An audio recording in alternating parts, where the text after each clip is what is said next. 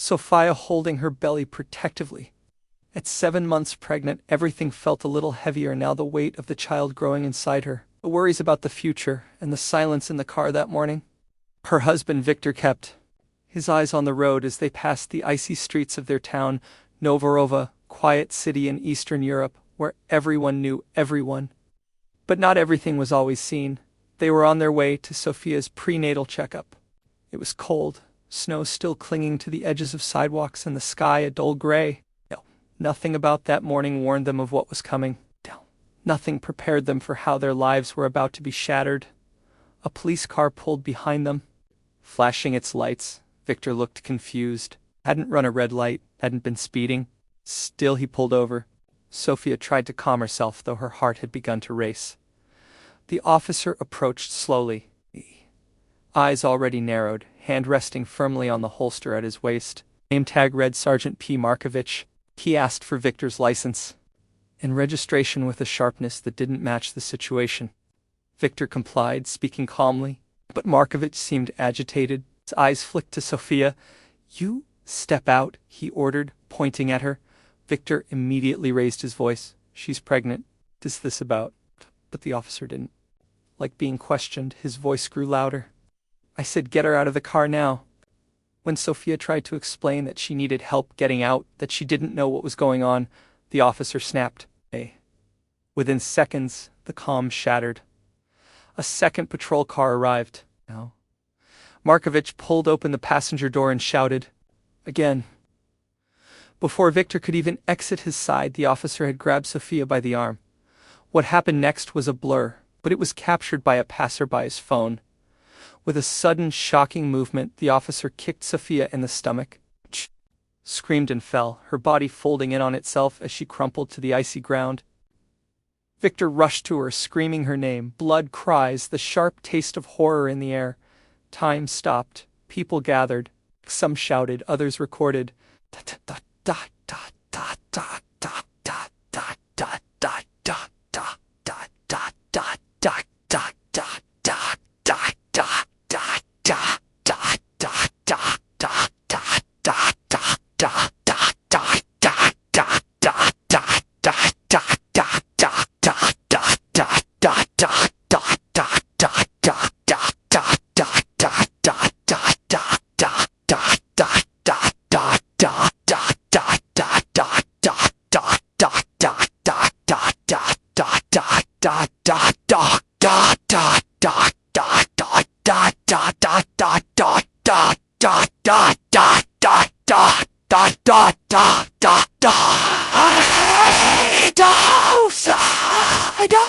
Ambulance arrived. Sophia was unconscious. Her breath was shallow, and the paramedics moved quickly, but no one could undo what had just happened. Victor rode with her, eyes wide, hands shaking. He whispered her name over and over again, trying to believe she'd open her eyes and tell him it would be okay, but nothing was okay. Asterisk. The hospital smelled like bleach and sadness. Victor sat outside the emergency ward, his hands still sticky. With Sophia's blood, his heart pounding louder than the footsteps of the doctors rushing past him. He couldn't stop replaying it, her fall, her scream, the officer's emotionless face. It felt unreal, like a nightmare he couldn't wake up from. Time lost its shape. 10 minutes felt like hours. A nurse came to ask him some basic questions. Far along Sophia was, whether she had pre-existing conditions. He answered in a hollow voice, barely hearing his own words. "Doc." His only question was, "Is the baby okay?" The nurse didn't answer. Eventually a doctor came out with grave eyes and tired hands. He sat beside Victor and gently placed a hand on his shoulder. "She's alive, but she's in critical condition. The baby, we're doing everything we can." That was all Victor needed to hear.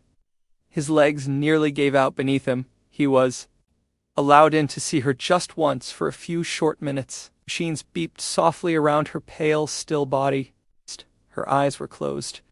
Her face looked peaceful, but the bruises on her arms and the 4 lines in her hands told a different story. Victor took her hand in his, barely able to whisper, "I'm so sorry, Sophia, I couldn't protect you." The guilt clawed at him like a wild animal. He had watched it happen. He had been there. He had done everything right, state.com, followed orders, and still, it wasn't enough. The video of the assault spread like wildfire online. At first, Victor hadn't even known someone had recorded it. A teenage girl who had been walking by had uploaded the footage, tagging local news outlets and adding only a single sentence. "This is what happened to a pregnant woman in our city." Within hours, the video was being shared across the country. People were outraged. Comment sections overflowed with anger, grief, disbelief. But Victor didn't care about any of that. He didn't want attention. He wanted justice, yet justice, it seemed, was not eager to arrive. The police department released a statement calling the incident under investigation. They claimed the officer believed there was a threat to his safety. No mention of Sophia's pregnancy. No apology. No suspension. Just empty words and cold formality. Victor stared at the TV screen in the hospital waiting room, unable to understand how someone could twist the truth so easily. He turned it off. If they weren't going to speak the truth, he would. 3 days after the attack, Sophia was still in intensive care. The baby's heartbeat had stabilized, but the doctors warned Victor it's going to be a long road for both of them. Victor knew he couldn't just wait. Not anymore. Something inside him had snapped, not with rage, but with purpose. The system was built to protect people like the officer, not families like his. He began gathering everything. The original video, a second clip from a nearby store's security camera, statements from people who had been there. Even a voice recording from a man who had tried to help but was told to step back by the officer. He met with a local journalist named Dima, who had covered police overreach in the past. Dima listened to Victor's story and said only one thing. Before shaking his hand, "Let's show them the truth." With Dima's help, they wrote an article titled "Kicked and Silenced: What Happened to Sofia Ivanov." It wasn't just about the incident. It was about the kind of silence that lets these things happen over and over again.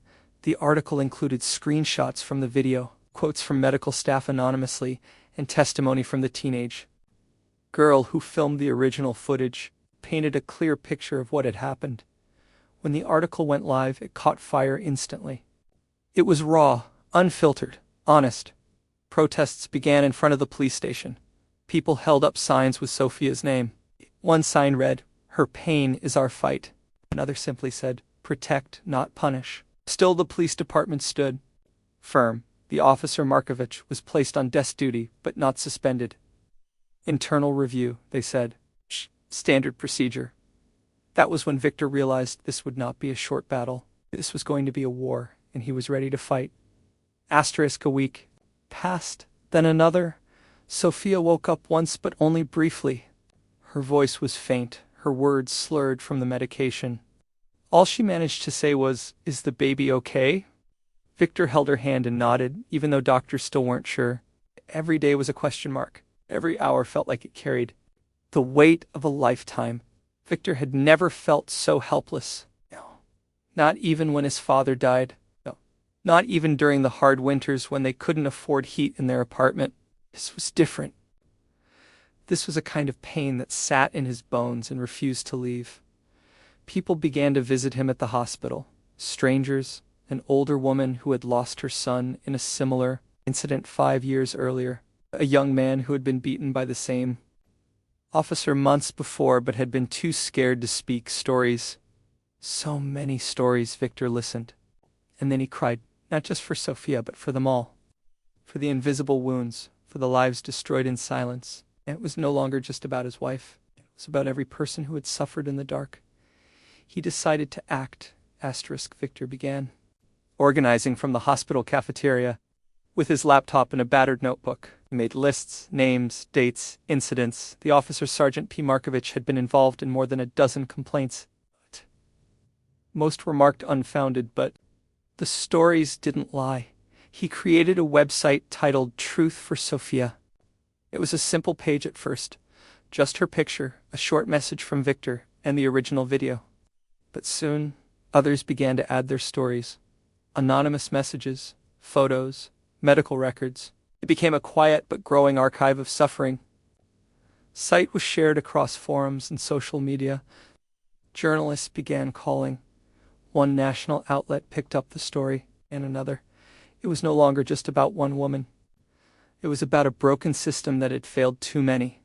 Victor knew that emotion wasn't enough. The system had learned to outlast outrage. What it feared was organization, so Victor built something stronger. He reached out to legal aid clinics. 2 lawyers, sisters named Luda and Ekaterina, agreed to take on the case pro bono. They were sharp, relentless, and deeply familiar with civil rights law. Together, they drafted a legal suit not just against Officer Markovich, but against the department itself. It wasn't just about Sofia, it was about policy, negligence, and systematic failure. As the lawsuit gained traction, Victor also began hosting community meetings at a local church hall. At first, only a handful came, but each week more people showed up: mothers, students, teachers, survivors. They didn't always have the right words. Some spoke through tears, some brought photographs, but everyone came for the same reason: to be heard. To be heard. Under the pressure of media attention and legal action, cracks began to form in the department's wall of silence. Anonymous officer leaked internal emails showing that complaints about Markovich had been deliberately buried. One even included a note from a supervisor: "He's aggressive but effective. Let it go." The leak caused a scandal. The police chief, under fire, made a public statement. It was carefully worded: no apologies, no admissions, but it acknowledged procedural errors. For Victor, it was not enough. He called a press conference outside City Hall. He didn't have a script. He didn't even have notes. He just spoke. From the heart. They said it was a mistake, he told the crowd. But mistakes don't come with bruises. Mistakes don't leave babies fighting for life. What happened to my wife was not a mistake. It was violence. It was power without accountability. And we will not forget. His voice trembled, but it carried. The crowd erupted in applause, and something shifted. For the first time, the city began to feel like it was listening. Sophia's condition began to improve slowly. She was able to sit up, speak, even smile, though it was faint and tired. When Victor showed her the website, the news articles, the letters from supporters around the country, "You wept. You did all this?" "Did," she whispered. "No," Victor said. "We did.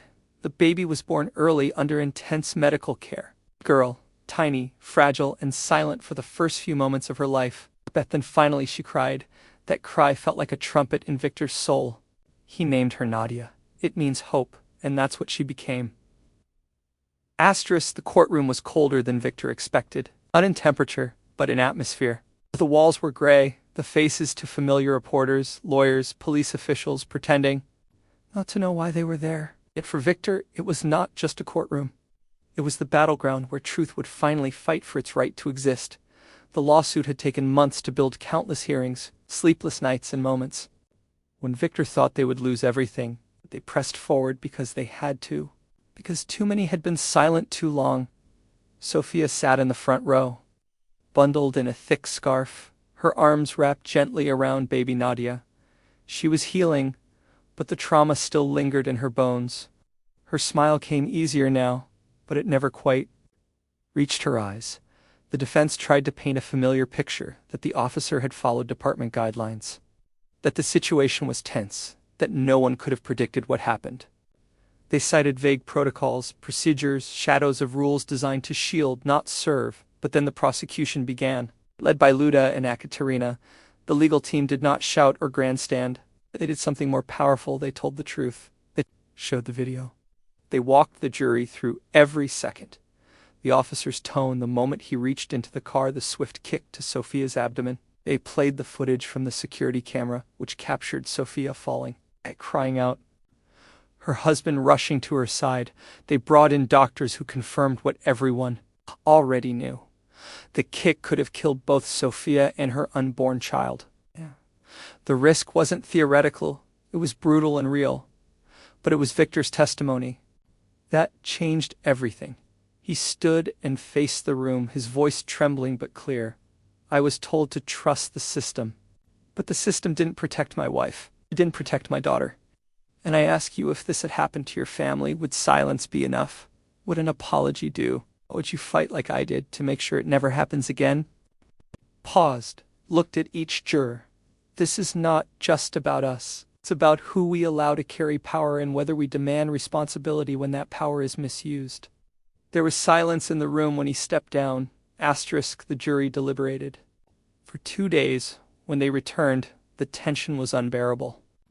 Victor held Sophia's hand, his eyes on the floor. The foreperson read the verdict aloud, guilty on all counts. There were gasps, followed by quiet applause in the hallway outside. Officer Markovich showed no reaction. He was sentenced to 7 years in prison for aggravated assault and abuse of authority, along with a permanent removal from law enforcement service. But for Victor, justice wasn't just about one man's punishment. It was about making the system acknowledge what it had tried to ignore, and that finally began to happen. The police department announced an independent audit of its conduct policies. A civilian oversight board was created with real authority. Officers would now undergo new de-escalation training, and body cams would be mandatory. The changes were not perfect. It would not heal every wound.